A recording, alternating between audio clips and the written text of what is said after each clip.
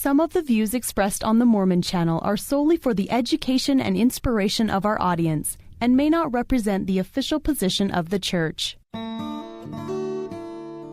One of the most remarkable aspects of the Church of Jesus Christ of Latter-day Saints is its unique history.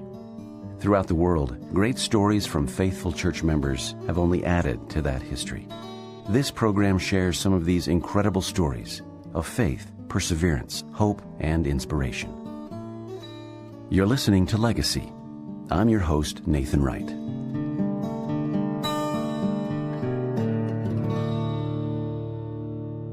When Padre Miguel Hidalgo shouted out his declaration of Mexican independence in 1810, Joseph Smith Jr. was 5 years old. In 1820, Joseph prayed in a grove of trees for spiritual guidance and received a glorious manifestation of God the Father and his resurrected Son, Jesus Christ. 1 year later, Mexico concluded its 11-year struggle for independence, and a new nation was born. Today on Legacy, we're discussing the history of the Church in Mexico. Here to give us a handle on this subject is returning guest Kirk Henriksen. Kirk joined fellow historian Randy Dixon on episode 9 when we discussed the Great Tabernacle. Kirk, welcome back to Legacy. It's a pleasure to be here. Please remind our listeners what you do on a daily basis for the History Department and some of the projects you're currently working on. Well, I work at the Church History Museum, developing the exhibits there and at remote locations at other church historic sites occasionally. And so currently we have an exhibit installed in the Mexico City Temple Visitor Center that was at the request of the area presidency of Mexico to acknowledge the longevity of the church in Mexico, that as the Mexican people were celebrating their centennial of the revolution in 1910, and also the bicentennial of their independence from Spain in 1810. They wanted an exhibit in 2010 to reflect that Mormons have been a part of Mexican history for over 100 years. So we talked about the concurrent happenings of the restoration of the church and the coming forth of Mexico as a country. But we're here mostly to talk about how those paths cross the church in Mexico, so which came some years later, of course. Where shall we start? Well, I guess really the place to start is more than 500 years ago, when Columbus had come to the Americas, and then it was a full 30 years before the explorers set foot on the continent and delved into Mexican territory. And so in 1519, Hernan Cortez began the conquest of Mexico. And although it's easy to say that conquest was rapid and quick, it was really a conquest of 300 years of oppression and repression, and the native people of Mexico dealt with the colonial overlords for 300 years. And along with that came a very strong commitment to the Pope in Rome and Spanish Catholicism, which brought great faith and understanding. I would not say that it was a forced conversion of every person in Mexico. Many people willingly converted to Catholicism and embraced this new faith that came to them. Many other people converted in name, but retained their traditional beliefs and sort of worshipped underground as they wished, until 300 years later, the Catholicism of Mexico in many ways was a mixture of European Catholicism and native Mexican cultural beliefs. But in 1810, there was an awakening among the people of Mexico that they could govern themselves again. And in many ways, it was following the example of the United States Declaration of Independence from England. And not only in Mexico, but throughout South America and all of the Latin American countries, of a sense of destiny and independence swept through the colonial cities. Mexico, in many ways, is the cleanest example of achieving independence. Then they had to learn what to do with their newly found independence. That experience soon led to what many people would say is an unfortunate invasion by their neighbors to the north. In 1847, we're very familiar with the United States move into Mexican territory, and the idea of manifest destiny, of completing a nation that reached from the Atlantic to the Pacific. Well, Mexico stood in the way of that, and within a matter of a couple of years, the United States acquired, through force and then through negotiation, over half of the newly independent Mexican territory. And we are very much a part of that today in Utah and California, Arizona. And that is a politically charged issue, but it's important to the restoration of the church. Joseph Smith sent missionaries to the Lamanites at nearly the very beginning of the church. Which would have been on the western edge of what was the United States. That's correct. It was designated as area not to be settled beyond the Missouri River. The Missouri River was the frontier, and it was designated as Indian territory. And so Parley P. Pratt and 3 other missionaries went to the Indian tribes that had gathered on the other side of the Missouri River. Parley P. Pratt holds an important role in the history of the church in Mexico, although he personally never went there. He took the calling as a missionary to the Lamanites very personal for his whole life. In 1852, Brigham Young then recalled Parley P. Pratt, who was one of the senior apostles, to Latin America.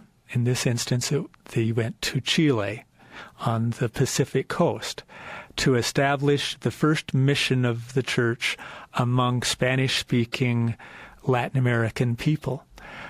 Parley P. Pratt had been perhaps the most successful missionary of all times, right up there with Wilford Woodruff and others. He had a miserable experience in Chile. His child died. He ran into revolutionary activity in Chile. There was civil disputes. He didn't speak Spanish. He came back not a broken man, but a very humbled man, saying, I'm not sure that we are ready to take the restored gospel to the people of South America, but we need to become better prepared. And he established a program to teach Spanish, to translate materials into Spanish, and prepare the next generation. Well, that was cut short by all of the complications of settling Utah, and it didn't really evolve during Parley P. Pratt's life to the extent that he had hoped. It's significant that when Brigham Young in 1874 decided and actually declared to some degree that the time has now come to take the Book of Mormon to the millions of descendants of Lehi in Mexico, and to translate the Book of Mormon into Spanish finally, that one of Parley P. Pratt's sons, Helaman Pratt, was selected to be a member of that missionary group. But we're getting a little bit ahead of the story there. So we talked about Padre Miguel Hidalgo, who actually was the one who declared independence. Who are some of the other people we need to know when we're talking about the establishment of the church in Mexico? Well, the person who is most recognized and deserves the greatest recognition in the evolution of cultural and social reform in Mexico is Benito Juárez. His legacy is actually called La Reforma because even with their political independence from Spain, cultural independence was a long ways from a reality. Benito Juárez himself was born of humble parentage, a Zapotec Indian family in the southern state of Oaxaca, Mexico, and is the quintessential example of someone raising themselves up out of ignorance and poverty to becoming a educated, successful national leader, and became what we would call the Supreme Justice, the Supreme Court Justice of Mexico, as a lawyer, and then the heir to the presidency. But then the former president did not want to relinquish control, and Benito Juárez had to fight to maintain his justified right as president of Mexico. So for several years, he led a resistance movement within Mexico to bring civil liberties to the native peoples. Brigham Young, in fact, was contacted by Benito Juárez, living in Utah. Benito Juárez sent an emissary to Brigham Young to find out about the dealings of the Mormons in Utah, former Mexican territory, and the interest of Utah in colonizing in Mexican territory. And that's a very complicated and fascinating story. But the point is that he was a friend of the Latter-day Saints, and Brigham Young saw Benito Juárez as perhaps a manifestation of the renewed covenant among the native peoples of America and their ability to be redeemed and restored to the former glory that the Book of Mormon tells us that the native peoples once had achieved. Who else was involved in the coming forth of the church? Well, another political figure in Mexico who is seen somewhat controversially in retrospect is Porfirio Díaz, who also was a Native American by birth and rose up into political power in Mexico and was a champion of the people. In fact, he was a great ally of Benito Juárez in his war of reform. Unfortunately, Porfirio Díaz has become known as the quintessential despot who refused to relinquish his hold on power. And he served for over 35 years as president of Mexico and brought about great economic reforms to the country and great achievements. So at the beginning of the 20th century, he had transformed Mexico into a modern nation. Unfortunately, though, at the expense of many of his own people, the common people. Porfirio Díaz was a friend of the Mormons. He was very aware of the Mormons in Utah and was very accommodating in granting approvals to Mormon colonists coming into Mexico in the mid and late 1880s, 1886 and 87. The third political figure that plays an important role in the history of the church in Mexico is Francisco I. Madero, who was an unlikely politician. He was an educated, very refined, but a mild-mannered man from northern Mexico. He had lived among Mormon colonists and knew them. They knew him, and he led the revolt in 1910, the centennial of the 1810 independence from Mexico, to finally say that we have had enough of Porfirio Díaz and we need to return to a more equitable government by the people. And he became a martyr. He was assassinated soon after achieving the presidency and leading Mexico for a few months, essentially, and is very beloved by the Mormon members of the church in Mexico. The evidence indicates that he had deep spiritual beliefs and that had a deep belief in the afterlife. He was actually a friend of one of the missionaries' fathers. Elder Andres Gonzalez was a Mexican missionary in 1911 in Mexico City and was taken captive by revolutionary soldiers and eventually taken to Francisco y Madero, who, when asked, "What are you doing here?"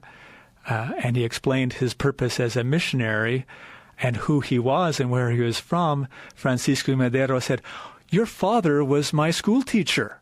I love your father, and I love the Mormon people. We have no need to hold you captive any longer." And Andres Gonzalez presented Francisco Madero and his vice president, Pino Suarez, with the Book of Mormon, and they promised to read it. Unfortunately, he was assassinated a few months after that, and we don't know what his response to that missionary invitation really might have been.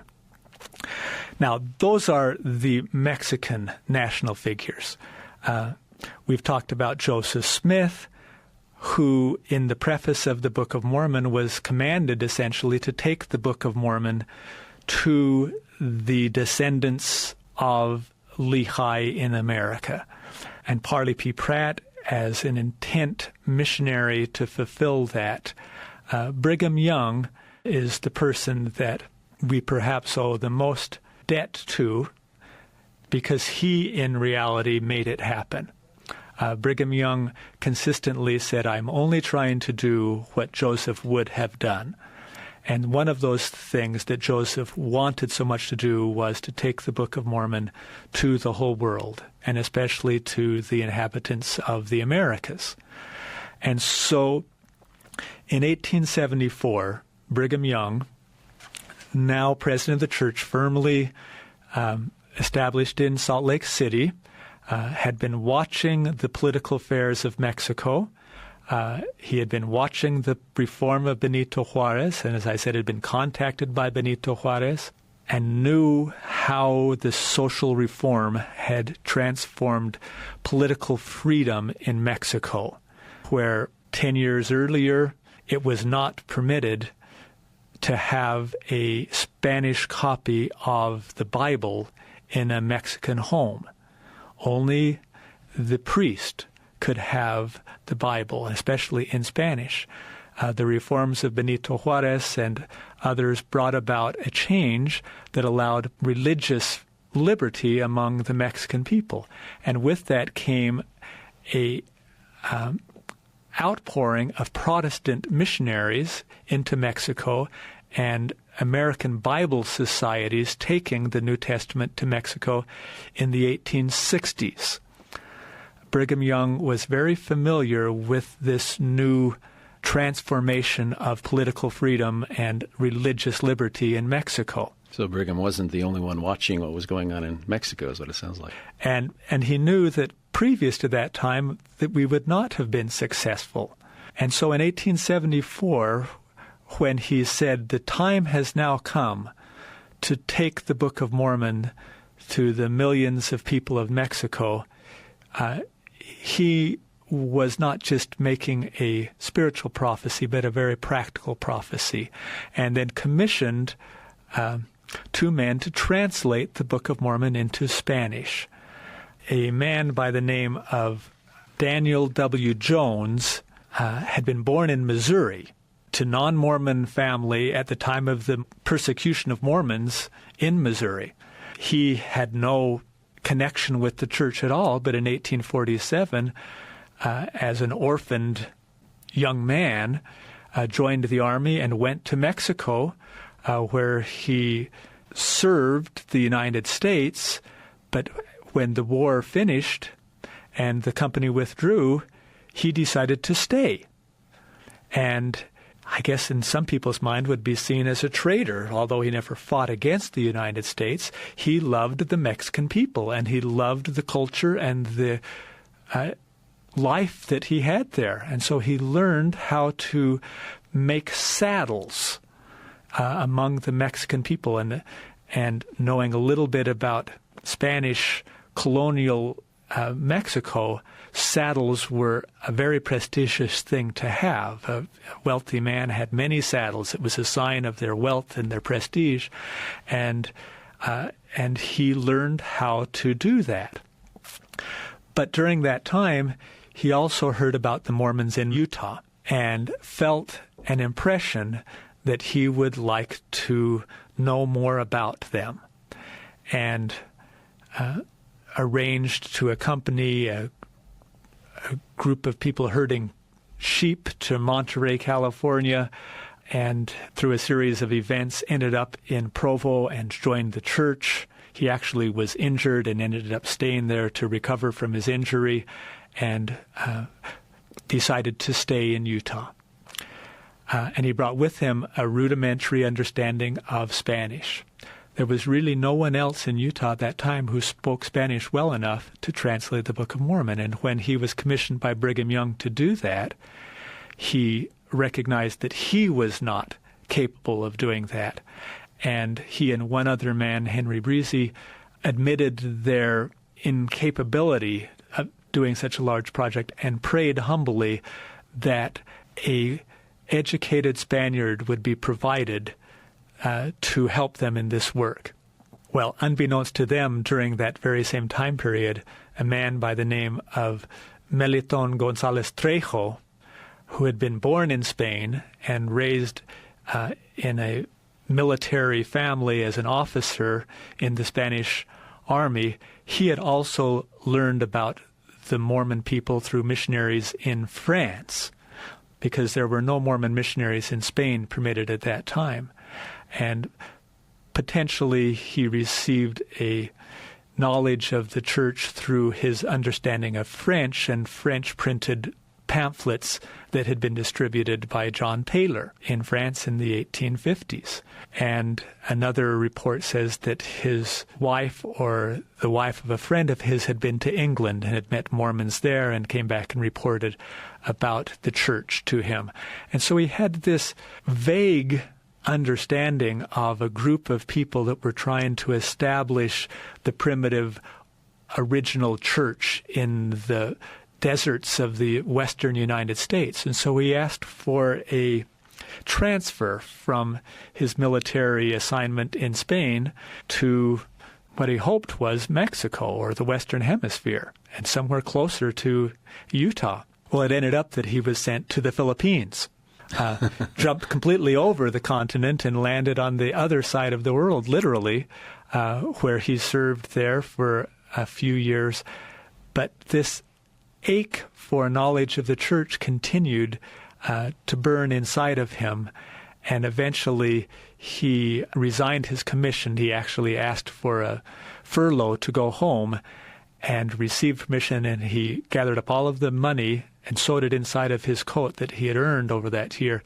And instead of going to Spain, went directly to San Francisco, took the train to Salt Lake City, and showed up in the streets of Salt Lake City unannounced. He could read English, but he could not speak English. And so he dressed up in his military uniform and walked down the streets of Salt Lake until someone recognized who he was, who spoke enough Spanish to talk with him. From there, he was introduced to Daniel W. Jones and was baptized, was thoroughly converted, and together the two of them worked to translate the Book of Mormon from English into Spanish in the year 1875.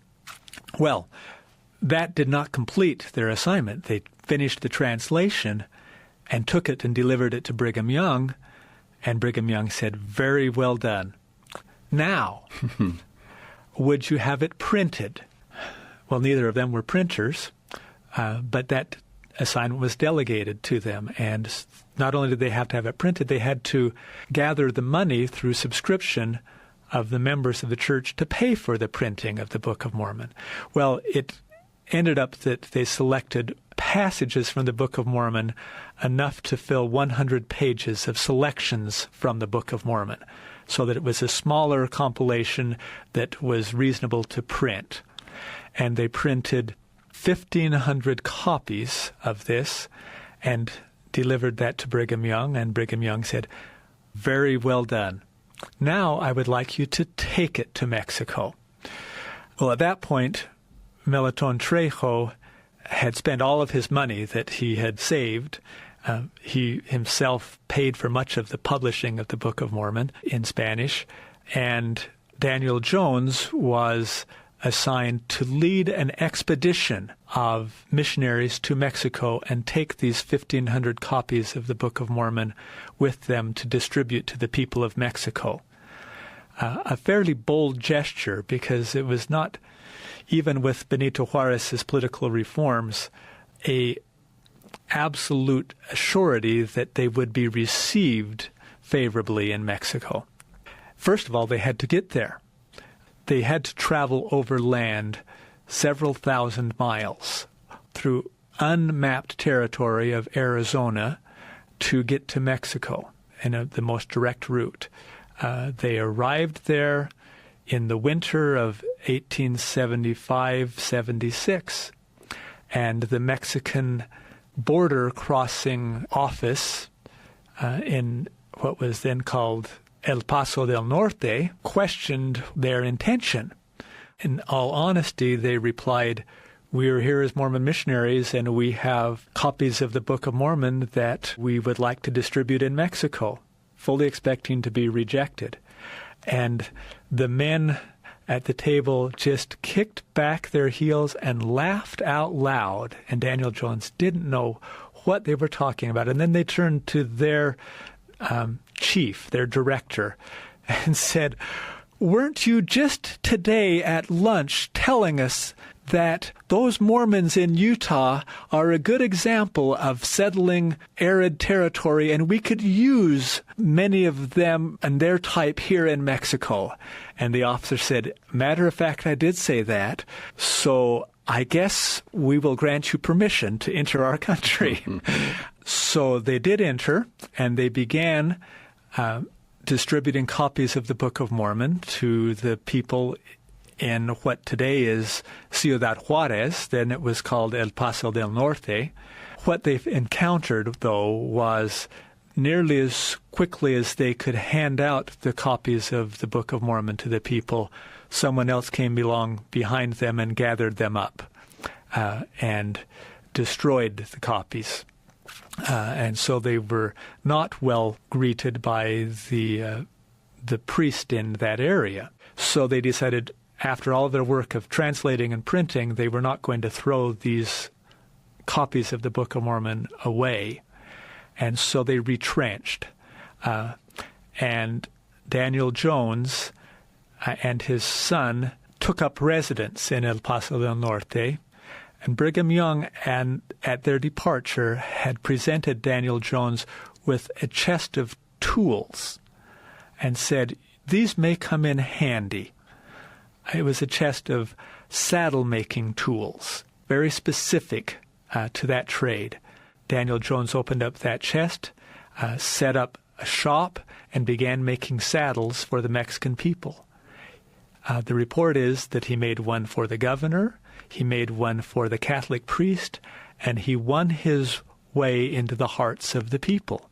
Much like Ammon in the Book of Mormon living among the Lamanites, Daniel Jones took that example seriously, and after a few months in the springtime, they were then given permission to continue further south to Chihuahua City, where the governor had given them a letter of recommendation, and the local post office granted them permission, and in fact, free of charge, bundled up and addressed 500 copies of the Book of Mormon in packages of 5 each and sent them to 100 of the most prominent men in Mexico in 1876.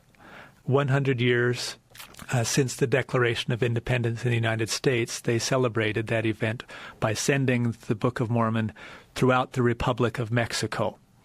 And then they turned around to return home, not knowing what the response to this mass mailing would be. On their way back home, they accomplished their second objective of this expedition, which was to scout for potential settlement territory. And as they moved up through the tributary drainage of the Casas Grandes River, they encountered friends among the Tarahumara Indians who welcomed them into their homes and, in fact, bore testimony to their neighbors that they believed that the Book of Mormon was true. One man named Francisco Vasquez, an aging village leader, said, "I have been reading this book. I understand it and know who you are. You are apostles of Jesus Christ, just the same as Peter, James, and John, and I know it. And I also know this book is true." And then he turned to his wife and said, "Wife, have I not been telling our neighbors for 2 years past that apostles having the true gospel would come to this land and that I would live to see them?" Daniel Jones recorded that in his journal and reminiscences. So that's really the first instance of successful proselyting among the Mexican people. But their mission at that time was not to baptize and establish the church, but just to take the Book of Mormon and find out the atmosphere. So they continued to return home, and he was accompanied on that mission, as I mentioned, by Helaman Pratt, the son of Parley P. Pratt, by James Stewart, a school teacher in Salt Lake who was learning Spanish along the way, and by a young Anthony W. Ivins, at that time known as Tony Ivins. 2 other companions were Amon Tenney and Robert Smith. 4 of those 6 people then returned to Mexico over the next several decades as presidents of the Mexican mission and continued this labor of proselyting among the Mexican people. It, in essence, became their life's mission to work among the people of Mexico. Almost sounds like a Zion's camp type experience. In many ways, it was for them. Today on Legacy, we're discussing the history of the church in Mexico with historian Kirk Henriksen. So, after this initial inroads trip to get a feel for how things were going to go for missionaries, when did the real missionary labor begin? Well, you said that just right, because as they left, they didn't really know what would become of these copies of the Book of Mormon that they had mailed out. I'm sure they had expectations of a grand missionary work sweeping the country. It didn't happen quite that quickly. A year passed, and then a letter came to Salt Lake City addressed to President John Taylor. Then a second letter also addressed to Meliton Trejo, and then a third letter addressed to Orson Pratt, all from the same man. His name was Plotino Constante Rodacanati, an intellectual Mexican reformer involved in the politics of Mexico City, who had been the recipient of one of these copies of the selections from the Book of Mormon. He was so impressed with the content of the Book of Mormon that he started a study group among friends to read the Book of Mormon and compare it to the New Testament and to publish information about the church. He started printing a small newspaper about the Book of Mormon and the restored gospel, and wrote to Salt Lake City asking for formal missionaries to come and teach them more. Well, this request caught John Taylor a little bit by surprise and didn't know exactly what to do, but eventually he called Meliton Trejo the translator of the Book of Mormon, a very well-spoken, educated Spaniard, to accompany James Zebulon Stewart, one of the members of Daniel Jones' first expedition, as missionaries to respond to Rodakanati's request. Then he said, you need even greater authority than just 2 elders. We're going to also send the newest apostle to the church, Moses Thatcher, a young man at that time, to accompany you as well, who didn't speak Spanish, but held the authority to organize the church in Mexico.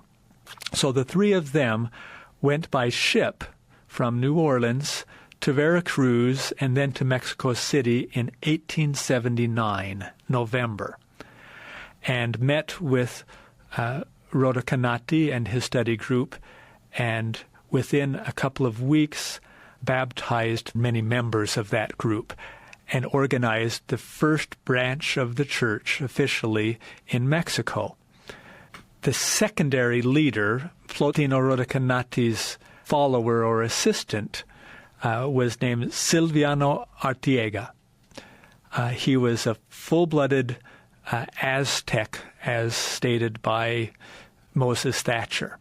So the 2 of them were the first to be baptized in a small plunge bath, is what they called it, a private bathhouse outside of the center of the city of Mexico. Coincidentally, or maybe not so coincidentally, it was located along the route that Cortez had taken when he retreated from the island of Tenochtitlan along a causeway across the Lake Texcoco in defeat from Montezuma's armies, and stopped at a place called the Árbol de la Noche Triste, the tree of the sad night, and literally gave up. Well, the rest of that story is that within a few months, the city of Mexico was run over by smallpox, and Cortez then regrouped and came back and conquered Mexico. But my point in explaining that is that Moses Thatcher and James Stewart and Silviano Artiega and Plotino Rodakanati walked that same pathway out of Mexico City and stopped at this private bathhouse in a grove of olive trees, symbolic, according to Moses Thatcher, to the Garden of Olives of the Atonement, and performed the baptisms of these first 2 members of the church officially organized in the city of Mexico. Then their other followers were baptized the following week in a separate ceremony. Rodakanati had great ambitions. He was made branch president.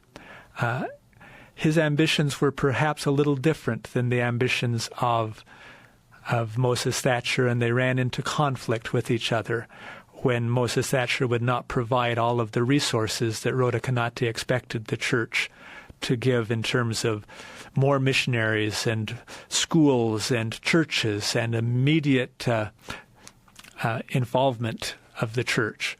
And Moses Thatcher said, no, we build slowly. He was released as branch president, and Silviano Artiega was called as branch president. And for the next 10 years, Silviano Artiega faithfully served the church in disseminating the gospel to other interested people in and around Mexico City. The work among the people in the city of Mexico was not as prosperous as at first they'd hoped.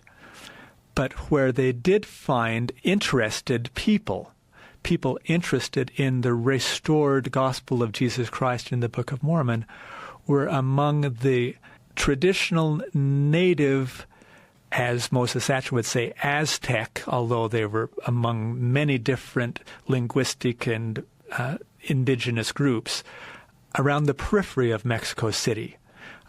One such place was Iztacalco, a suburb of Mexico City. Now it's completely involved or engrossed in the very center of Mexico City, but it was an area that at that time was still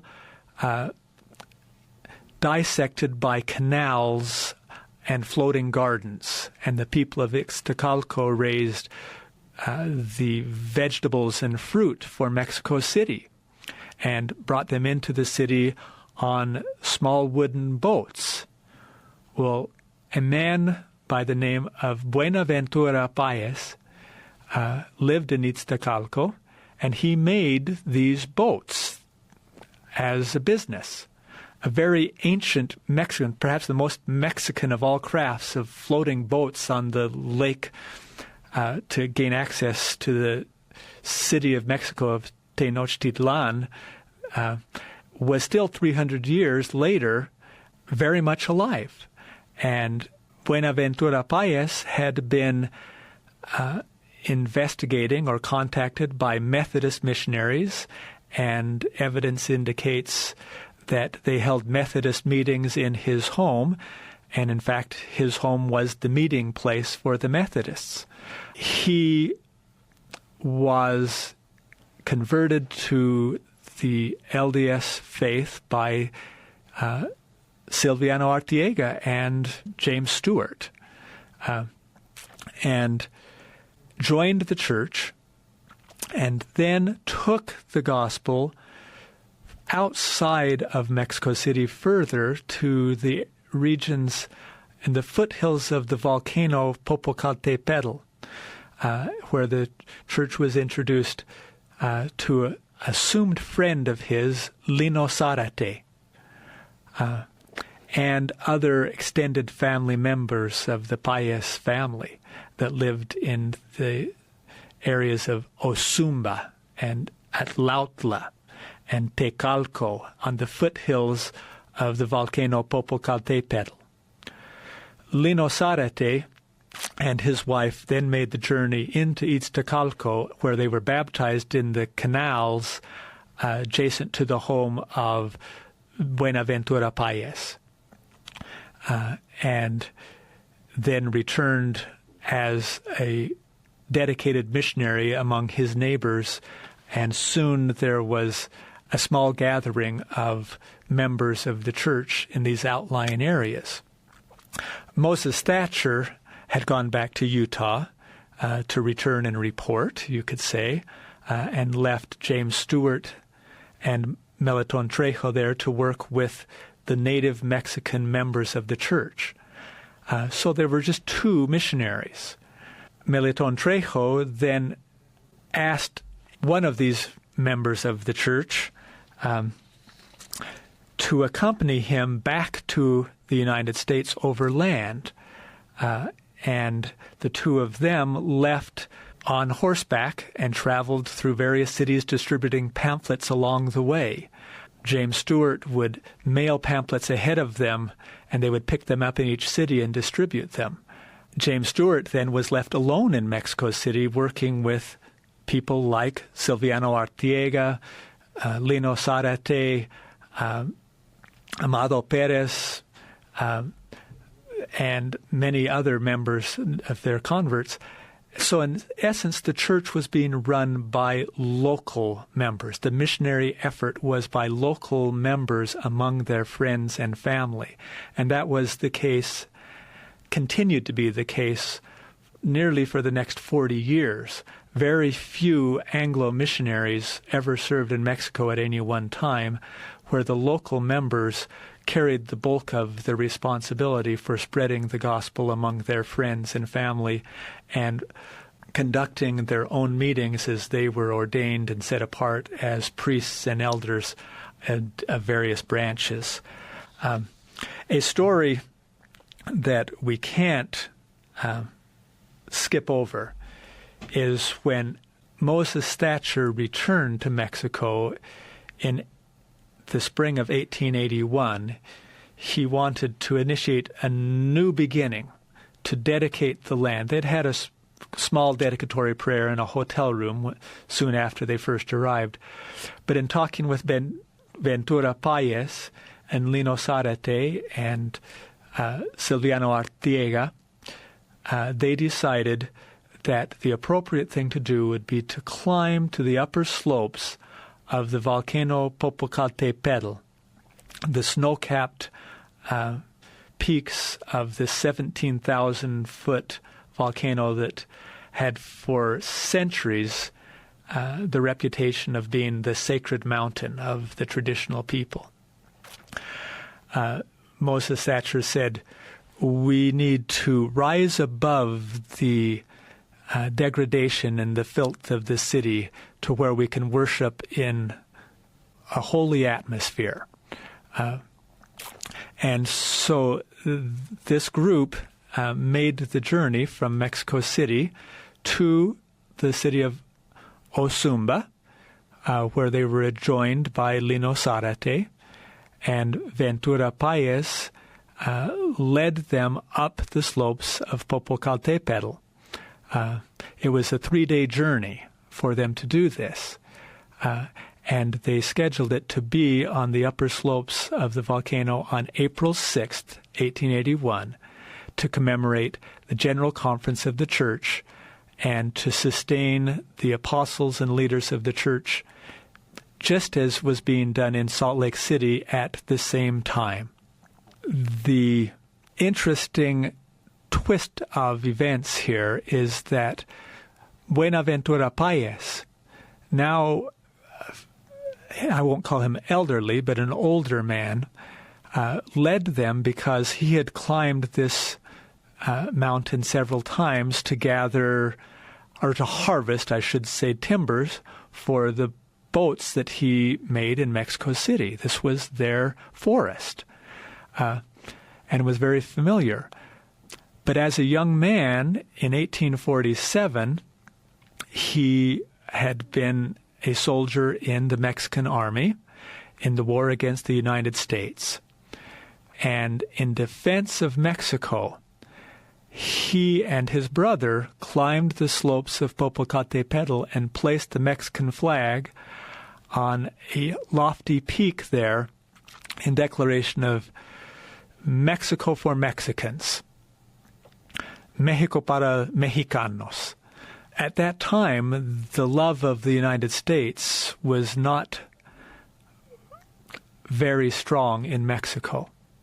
Now, in 1881, this same man, Ventura Páez, is leading 3 American Mormon missionaries up to the very spot where he had placed the flag and participating in a dedicatory service to dedicate the land of Mexico and its people to proclaim the restored gospel of Jesus Christ among the inhabitants of the territory. In essence, ceding the territory not to the Americans, but to the Lord Jesus Christ as a sacred place and a land to be renewed and returned to its former glories during the time of Christ's reign and the Nephite peaceful period of the gospel in the Americas. He fervently believed that, and Moses Thatcher read scriptures from the Book of Mormon in that meeting, declaring the covenant will be restored among the remnants of the house of Israel in this continent. Silviano Arteaga was asked to give a prayer at that conference meeting on the slope. Moses Thatcher said that although he could not understand the words of this humble man, his soul was filled with the Spirit, and that the tears poured from both of their eyes as Silviano Arteaga prayed on the slopes of Popocatépetl.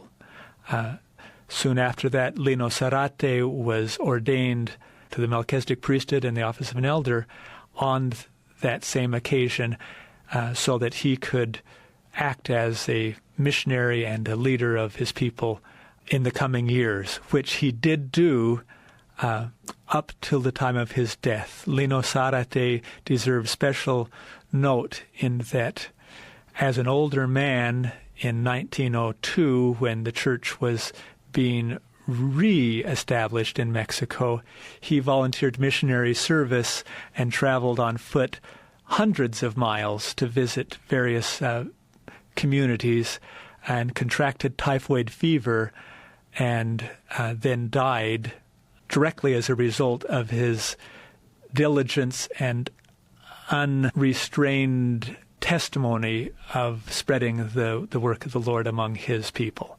Kirk Henriksen is with us today on Legacy. We're discussing the history of the church in Mexico. I'm Nathan Wright. We're glad you're with us today. What are some of the other major things we need to know about the church in Mexico? Perhaps some highlights. The members of the church in Mexico have a legacy of faith that is yet to be told to the world. The stories of these early converts to the church are heartrending. Their willingness to defend their faith in the persecution or disrespect that some of their neighbors heaped upon them is heartrending. They firmly believed that the gospel of Jesus Christ had been restored and that they were recipients of the new covenant, and that their ancestors had prayed for this day, and that they were fulfilling the promises made millennia before with the restoring of the church among their people. A personal testimony that is well known was given by Rafael Monroy. He was a convert to the church of just a few months in 1913. He and his two sisters and his mother and family members had joined the church in a town called San Marcos in the state of Hidalgo. When he heard that the American missionaries had to be evacuated from Mexico by the decree of the United States government because of the upcoming invasion of Mexico by the American military to quell the revolution, he immediately went to see Rael Prat in Mexico City to bid him farewell and to wish him the best and to say that he would remain faithful and please write to him.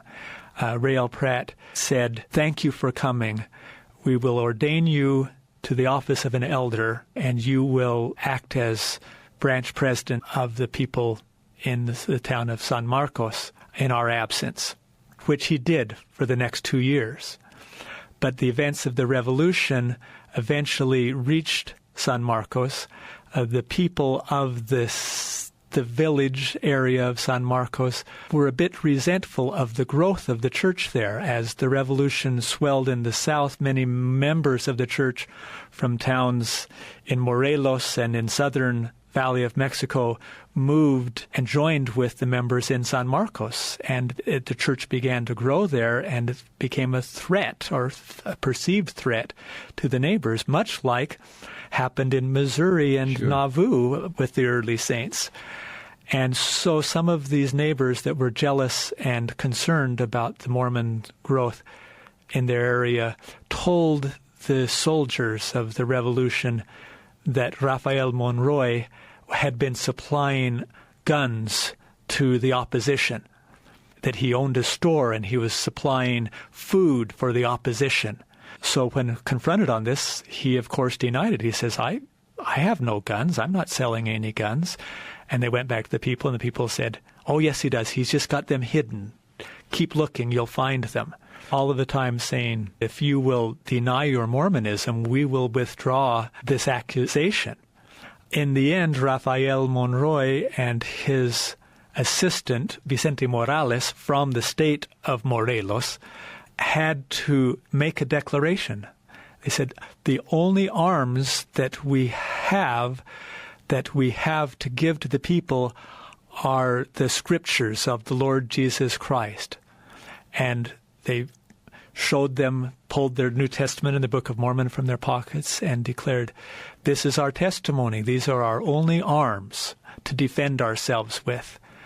And then were told that they would be executed, and prayed, asked the soldiers if they could have one last prayer.